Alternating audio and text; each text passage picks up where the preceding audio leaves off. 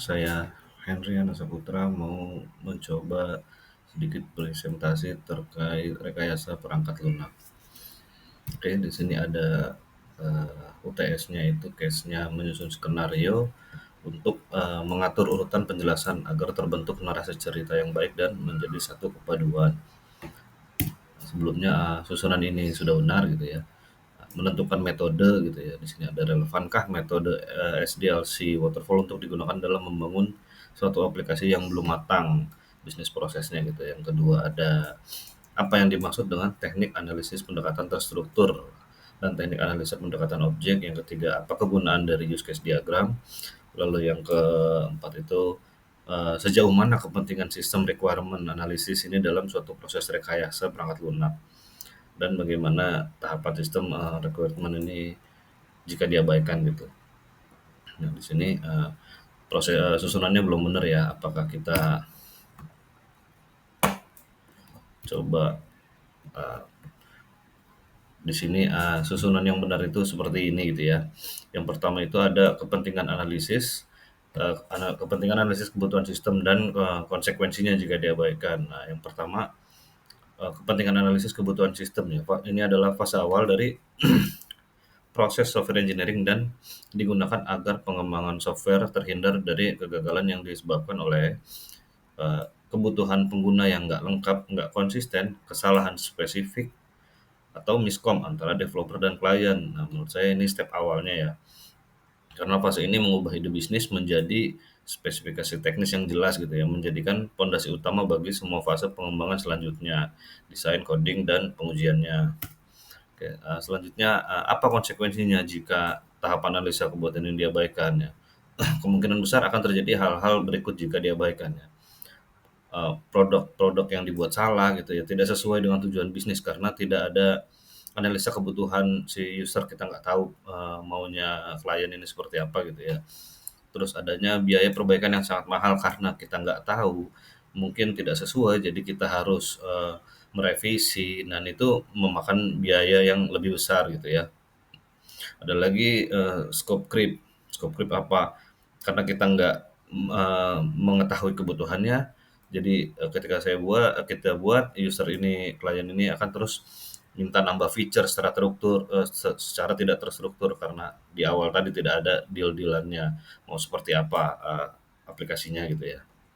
Terus ada konflik stakeholder yang disebabkan karena tadi scope creep itu ya, karena nggak jelas user mau apa, developer maunya apa, akhirnya ada masalah itu.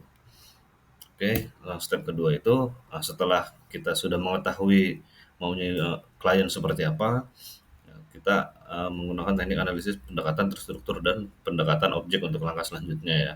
Salah satunya pertama, teknik analisis pendekatan terstruktur itu fokus utamanya apa? Proses dan fungsi. Sistem dilihat sebagai serangkaian langkah atau fungsi yang mengolah data dari satu titik ke titik lain gitu ya. Pendekatannya menggunakan dekomposisi top down ya, memecah masalah besar menjadi subfungsi lebih kecil ya, untuk memetakan alur kerja secara hierarkis. Toolsnya apa? Kita menggunakan data flow diagram gitu ya. Terus teknik yang kedua, teknik analisa pendekatan objek gitu ya. Objek dan entitas di dunia nyata sistem dimodelkan sebagai kumpulan objek yang saling berinteraksi, di mana setiap objek menggabungkan data atau atribut dan perilaku atau metode menjadi satu kesatuan, encapsulation. Lalu pendekatannya berbasis objek yang fokus pada identitas, data, dan perilaku entitas, serta bagaimana mereka berhubungan gitu ya, melalui prinsip seperti inheritance. Toolsnya apa? Alat permodelannya UML dengan Unified Modeling Language.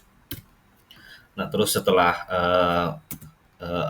pendekatan dan modeling, kita menggunakan use case diagram apa gunanya gitu ya, untuk mengidentifikasi kebutuhan fungsional, memvisualisasikan apa saja yang dapat dilakukan oleh sistem ya, kurang lebih kita membuat prototipe lah untuk testingnya, mendefinisikan aktor, menunjukkan siapa yang interaksi dengan sistem gitu ya.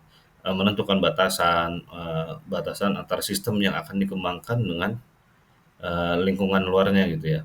Terus untuk memudahkan komunikasi ya, komunikasi yang sederhana sehingga mudah dipahami oleh stakeholder ya, dengan klien ya, memastikan keselarasan pemahaman antara bisnis dan tim teknis gitu ya.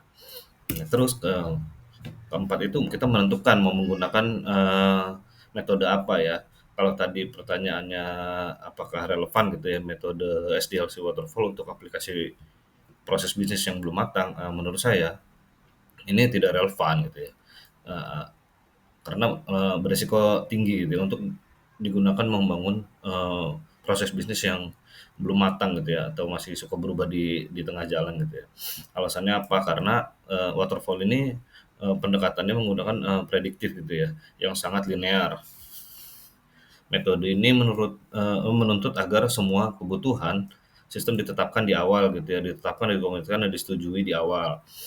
Nah, jadi resikonya jika prosesnya belum jelas, kebutuhannya akan terus berubah dalam, waterfall ini, perubahan tengah jalan memerlukan, balik lagi ke awal, jadi looping terus dari awal gitu ya. Nah, itu memakan waktu dan biaya pastinya. Produk akhirnya juga jadi nggak sesuai dengan kebutuhan bisnisnya. Nah, jadi, menurut saya disarankan menggunakan pendekatan adaptif seperti agile gitu ya, Scrum atau Kanban. Lebih direkomendasikan karena dirancang menerima perubahan dalam, pengembangan, pendek gitu ya. Ya kurang lebih, hasil, analisa dan susunannya, seperti ini. Terima kasih. Assalamualaikum warahmatullahi wabarakatuh.